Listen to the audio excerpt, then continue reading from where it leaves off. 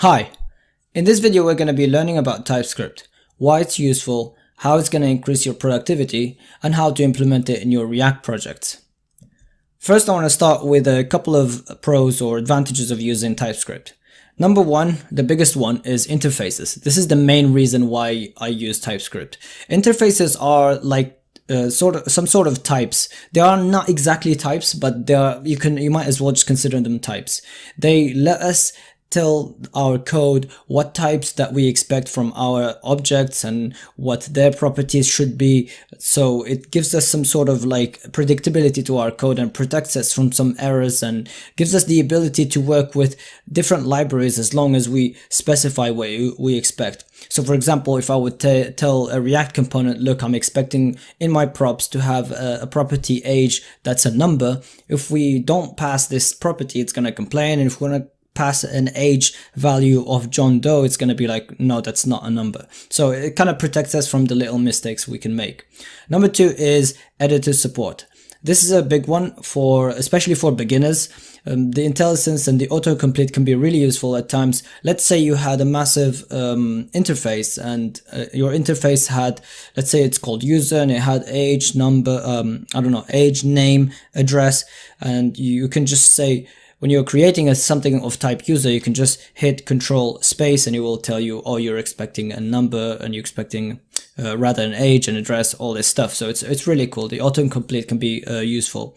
Number three is it's a JavaScript superset. If you've read anything about TypeScript, you would have heard about people referring to it as a JavaScript superset, because that's what it is. You're essentially just writing JavaScript plus some other stuff, which is really cool. What's cool about it, you can just write JavaScript the way you did it and add some things on the top. Of course, we have static type checking. Now, JavaScript is dynamically typed, even though under the hood, really in JavaScript, there are types, but they're just not enforced in the language itself. But in TypeScript, in a lot of cases, you have to specify your types to protect yourself against certain runtime errors. Now, I have to mention a couple of not disadvantages necessarily, but I would say these are situational cons.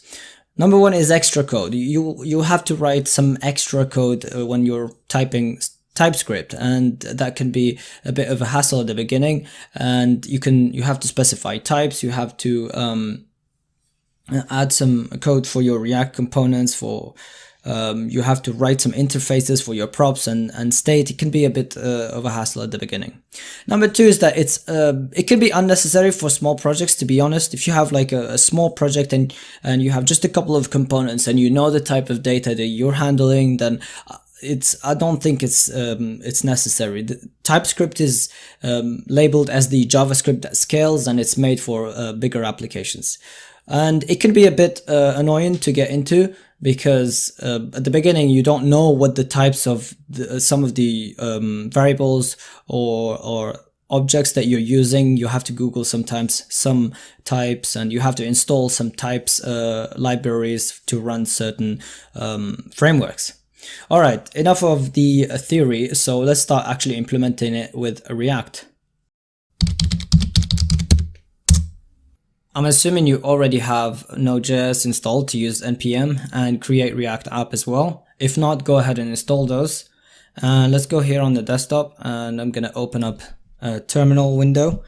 I'm going to say create -react-app. We're going to call it TS React.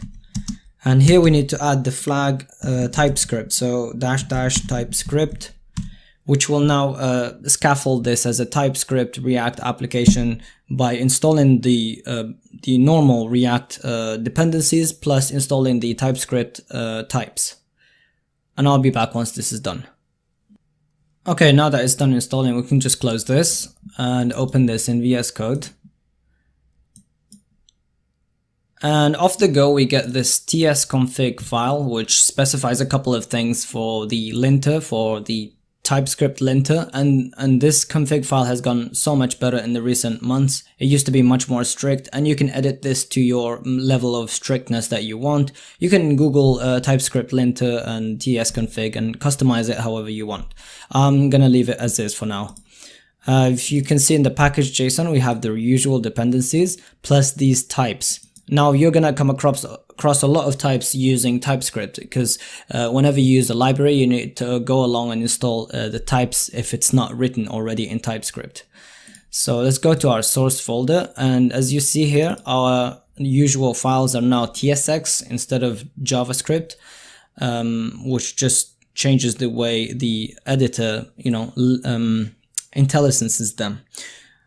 I'm gonna remove this logo because we're not gonna use it. I'm gonna remove all of this inside the app. I'm gonna use a component, and what I want to do for this is just a simple search thing. If you look at the Poke API, we just use this URL, this endpoint or base URL, and we add /Pokemon / the name of the Pokemon we want. I'm going to get a bunch of data. Like we can go to Postman. Here I've already searched for Bulbasaur, and what I'm interested in is abilities and base experience, and of course you can extend it however much you want. I want to as well get the picture of this Pokemon, and I think this is in sprites. Yeah, so sprites here, if you look at front default, if I click on this, it gives me a picture of Bulbasaur. So I'm gonna try to extract these 4 things and show them on the app.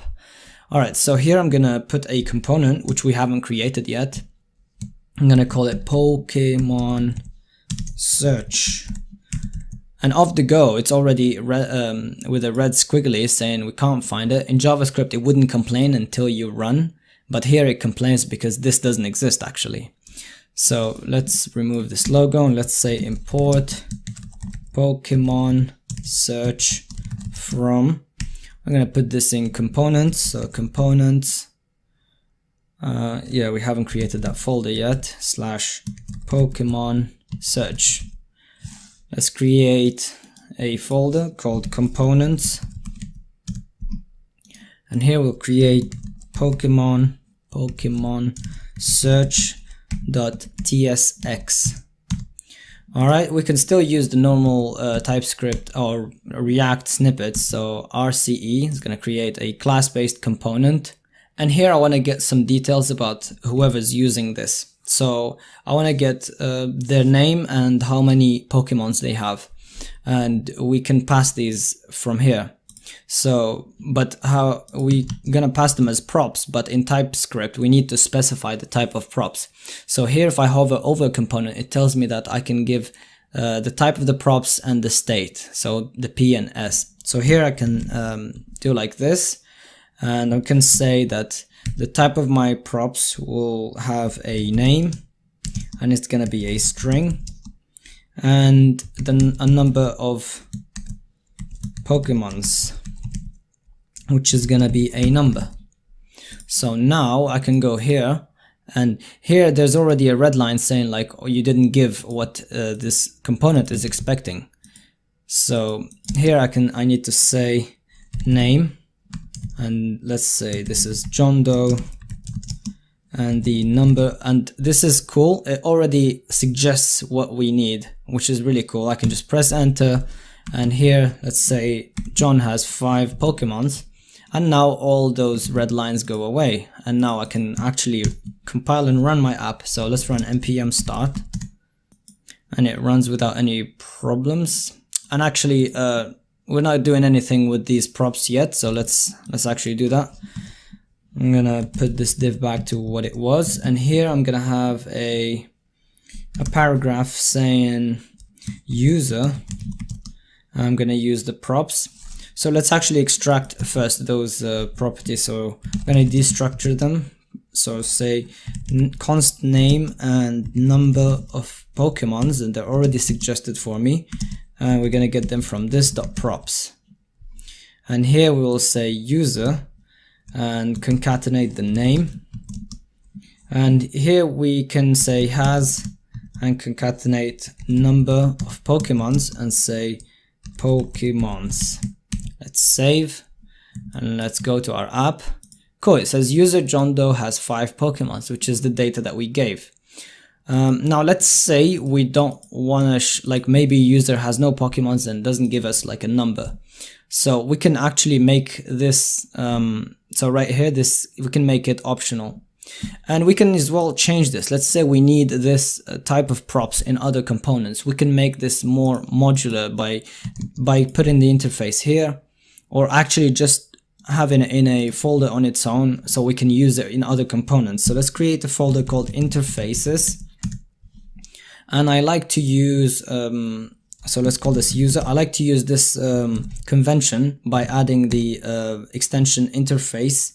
So interface, so user.interface.ts, and here I just want to export that interface. So let's say export default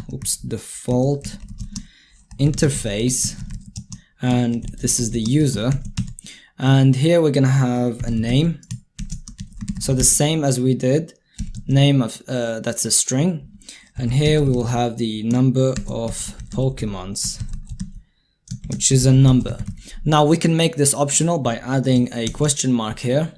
So here what we can actually just omit this and not have a number of Pokemons, and it's still gonna be fine. Actually I need to bring this in first. So here let's say import user from, we go back one level to interfaces slash user.interface, and here we can just say that the props are of type user, like this. And now this wouldn't complain that we omitted the number of Pokemons because it's optional. And here we can do, so let's just take all of this and cut it, or like all of this, and we can check. So because if we don't have them, it's going to be null. What we need to do, we can say number of Pokemons, number of Pokemons. So if this exists, then we can just return this, and actually we can need to wrap it in a span. It's not spawn, span, and put all of this. So if we have a number of Pokemons, we show that. If not, we don't. So let's save all files. And here it just says user John Doe, and if I go back and add the number of Pokemons, it will say has 5 Pokemons. Cool. So let's now add an input field where we can search for a Pokemon and see results. So let's go to our Pokemon search, and under this paragraph I'm going to put an input of type text, and I'm not gonna use the controlled component. I'm gonna use a reference instead to find this input and submit the data. So the reference will be this dot, let's call it Pokemon reference, ref, like this. And it's gonna complain because this variable doesn't exist yet. And here we're gonna have a button. It's gonna have an on click, and let's call this dot on search click, and let's give it a class so we can style it, my button, and here we'll say search. Let's go to the app CSS. I just want to override the we don't need these actually, and the logo stuff. I just want to override the basic button style. So here I'm gonna say dot my button, and I'm just gonna give it some border, so 1 pixel solid, I'm just gonna say blue, and just give it a background, or is it background of, or background color rather, of just white. Alright, let's go back to the component. Now we need to create this on search click, and we need to initialize this Pokemon reference. So here I'm going to say Pokemon ref, and to give it a type. So this will be the react.reference object. This is going to be of type HTML. What is it? HTML input element. And don't freak out, I don't just know this. You can go Google all your reference types and stuff like this and initialize them. Here it says property Pokemon ref has no initializer. Yeah, so we need to actually initialize, we can't just leave it just declared like that. So in the constructor, so let's have a constructor, and this will take a props, and our props are of type user. And inside the constructor, we're just gonna call super props. And here we need to initialize our Pokemon reference. So this dot Pokemon reference, and we need to say it's a React. It's called React.create reference, and now this will initialize it as a React reference. And now we need to have some state because we need to store some variables after we search for a Pokemon. So let's say this dot state equals, and here we're gonna have the details that we need from the Pokemon search. So like the name of the Pokemon, and we're gonna initialize this to be empty.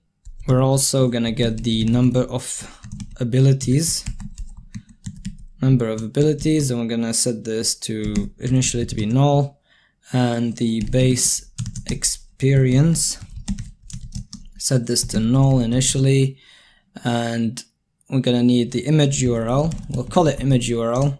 It's the front sprite thing, which is gonna be actually not the type, an empty string, and we need to actually give the state a type. So here we're gonna create another interface. Let's call this interface, let's call it search state, and this will have the name, which is gonna be a string. It's gonna have the number of abilities, which is gonna be a number. I'm gonna have the base experience, which is gonna be a number, and we're gonna have the image URL, which is gonna be a string as well.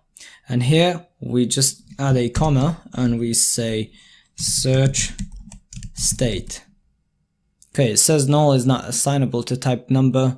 Let's just assign them 0 for now. Doesn't really matter.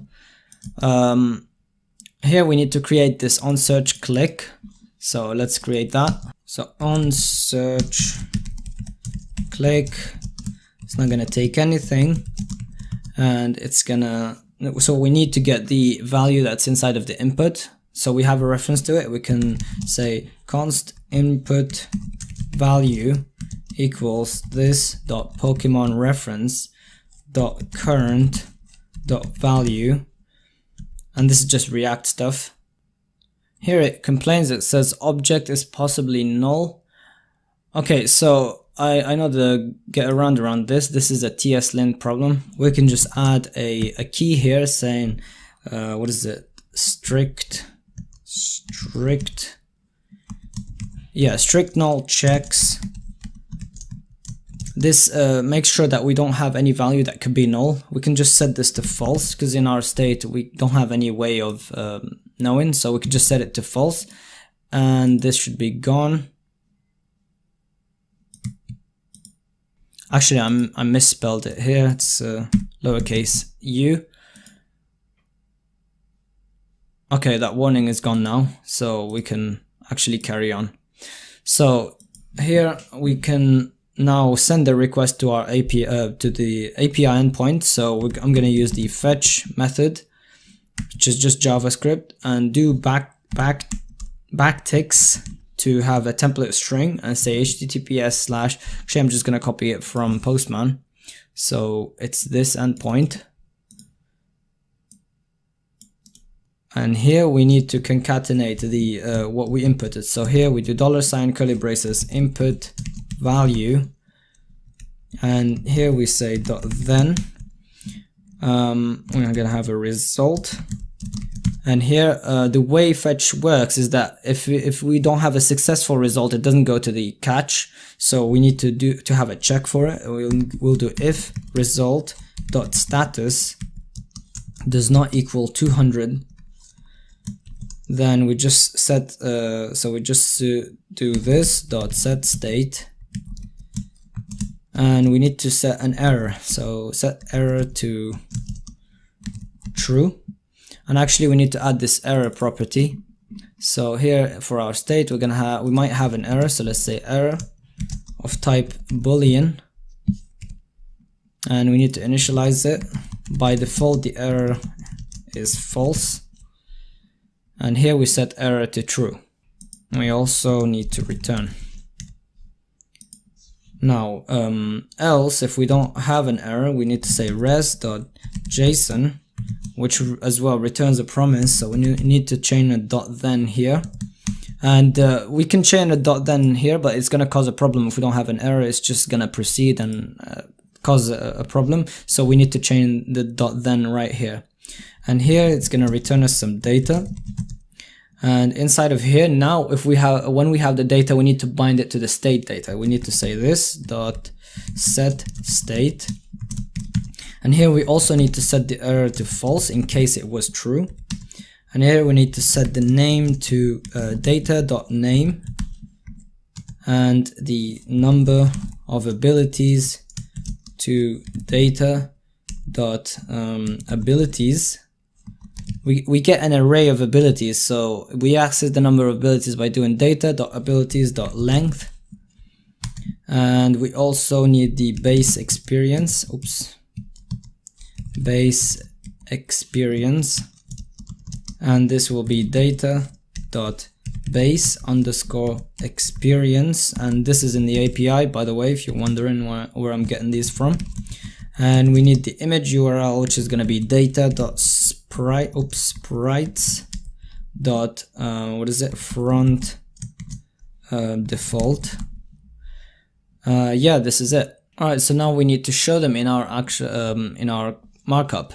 So here we can we need to destructure them from the state. So actually, if we do the equals this dot state, and we go back here, we do a control space, and we get actual autocomplete, which is cool. So we need the error, and we need the name, the number of abilities, what else? Base experience. Oops, not base. Base experience, and the image URL. There's a problem with name.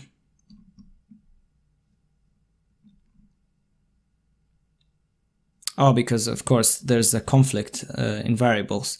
So this we can say, we can name it user name like this, and then give user name right here like that. So now we're gonna have a dynamic markup here in case we have an error. So here let's say result markup, and up here we need to say we need to initialize let result markup, and we can actually leave it without a type here. So it's not that it's not that strict that it always requires us to specify types. Now here we first check if we have an error, because if we only check if we have one of these things, then we might have both. So we check if we have an error, then we say result markup equals, just have a paragraph, and we say Pokemon not found, please try again. Else, let's say result markup equals, and here let's do a div, let's have an image, and the source of the image will be the image URL. Alt will be, let's just say Pokemon. Let's give this a class name of Pokemon image, and I give this some styling. And here we'll have a paragraph. Oh, there's a problem here. Oh, it's because I didn't close the string. Oops. Alright, so here in the paragraph we need to say name of the Pokemon has, and concatenate the number of abilities, so number of abilities, and say abilities, and we need to say the base experience, so and base experience, and say base experience points. Alright, I want to style the image. I'm just going to give it some margin, so here let's say img.pokemon image, give it a margin top of 20 pixels and a margin bottom of 10 pixels. Alright, let's save all files and let's see what this looks like. Okay, so we already get this.